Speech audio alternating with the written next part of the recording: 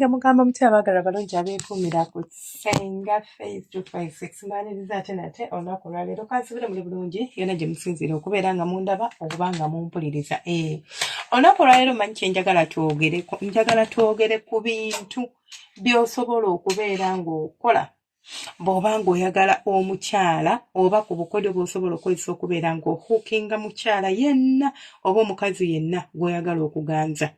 Ebiseera ebisinga mugenda okukwana mwagala nnyo okuimpressinga abakazi. Nkiddamu to impressinga mukazi gw'okwana. Be you. When I work to impress, tegeeza ngenda kukola nnyo nsukke ne wennina okukoma kubanga njagala kusanyusa nyonoone. Kati be you. Mulekerawo okulaga desperacy eyo ng'onkwana.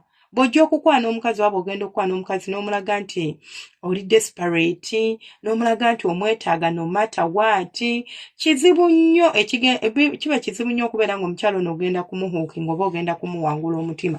Ate agenda kulaba nti ono nedda, ono tekijja kuggwa. Kwega agenda kukubamu ebituli mu kifo ky'okubeera nga takubamu bituli.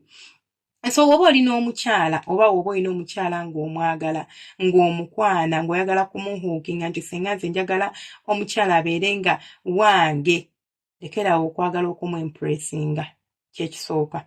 Wabula be yourself. Kola ky'olina okukola ng'omusajja. Do not say, oh, I'll not do anything. Nedda. Kola ky'olina okukola ng'omusajja. Neetaaga okuba yes, neetaaga okumwayo akasente yes, but not to do things to impress her nti asanyuke asobole okuwaako oba asanyuke asobole okwagala. Ebyo abakazi basobola obisoma. We read these things and we know nti ono nalabika nnyonyaako magulu nti ono nalabika ekituufu kiri nti ensonga zange naye si nnyangu. Kwegamba nsobola okusoma in between the lines nemmanya ki ky'onjagaza. Nemmanya nti tonjagalako mukwano, onjagalako byange, onjagalako birala. Nentegeera ekituufu kye nina okubeera nga nkola gy'oli. Era ogenda okulaba nti bwe mba bwentyo bwe nalowoozezza ate munange you don't disappoint me. Era ondaga nti tewayitaawo yadde ebbanga ng'otandika okunkuba ekikono. Bw'oba oganza omukazi oba bw'oba okwana omukazi, weewale ebintu by'okumwimpress nga bigenda goba abakazi. Asooka, owookubiri, owookusatu, owookuna. Ekirala yiga abakazi kye baagala. Abakazi tuli bantu abaagala attention, naye ate saagala excessive attention. Twagala attention naturally. N'abasajja bagyagala anyway. Sigenda gamba n'abakazi bokka. All people need attention. They want attention. We crave attention. We want it. Tugyetaaga. Naye ate tekigenda kubeera nti just because I need attention ngenda kukola ebitajja.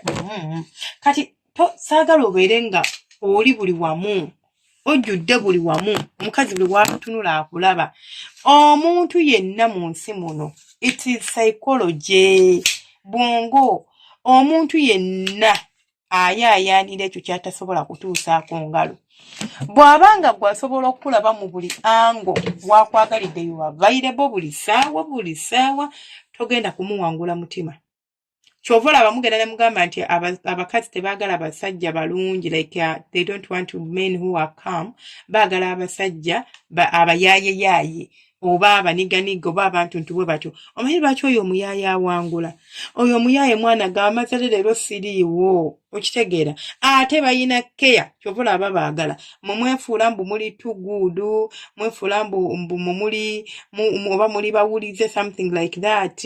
Ebyo si bye bakwagalako. Omukazi ayagala like you know, ayagala ayogere naawe ng'alinga ayogera n'omusajja si ng'alinga ayogera n'omukazi, ng'ovaamu eddoboozi nga si nti buli ssaawa w'oli, buli wenkwagala, buli wenkulaba w'oli awo ojjudde buli wamu. Siina nawe nzisiza. Nedda. Ekyo omukazi kigenda mupushinga away from you instead of ate okumusembeza gy'oli.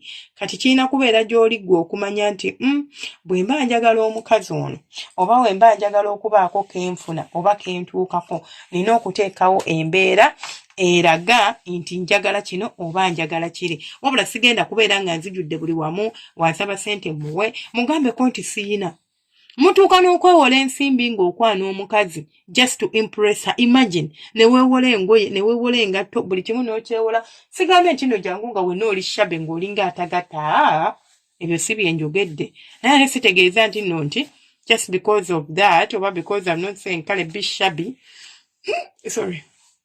just because ngambye nti don't be shabby gwe n'ogamba nti nze omanyi singa fey nze ngenda kujjanga bwendi manya ngenda kujjanga ndi shabby sigenda kwewola no engoye ze ezo zennyini keeping up with the appearance kyekizibu nti bw'omala okumulaga nti nno nti nze ndi bwentyo ate ogenda okulaba nti ate obeera naye ate takyabiraba bye wali oli awe wava obuzibu ng'okyuse nga tokyali bye wali ng'akudampinga ng'ogamba abakazi bazibu tange ne mukazi we ng'ogamba abakazi bazibu abakazi bayaaye bati abakazi si bazibu era tetuli bayaaye naye gwe waleeta obuyaaye mu relationship yaffe just do not be around every time si buli bwe nkwagala nti njagala obeerewo njagala ondage nti nsobola okunoonyaako nga sikufunye namba 2 energy omukazi gy'akuwa gy'oba omuwa bw'aba nga akoleka akuzannyisa naye mulage nti no yadde nkwetaaga naye nina kye tuyita self respect sigenda kubeerawo bubeezi awo nzinga emikono kubanga munange nkwetaaga mbu kakati nze kanveemu mbeere nga ndi bulala nedda siri bulala yadde nkwetaaga naye ate siri bulala nsobola okubeerawo wootali nsobola okuwangaala nsobola byonna nsobola obbikola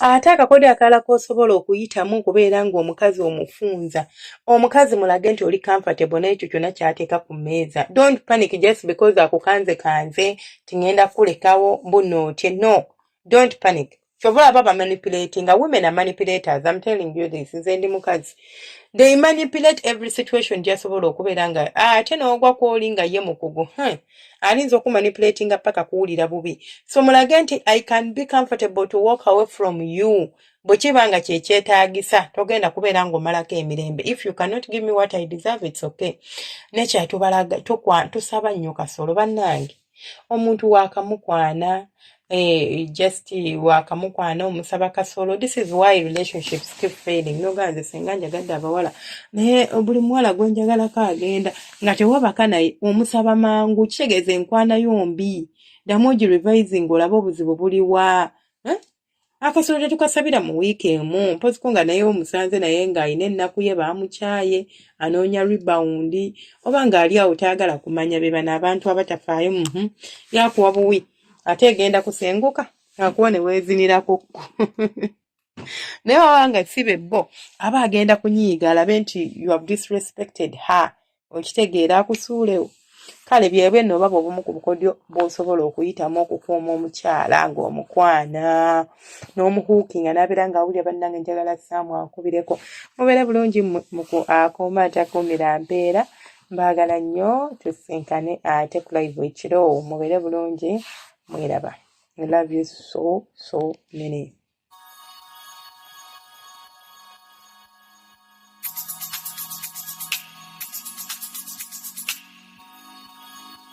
Yeah.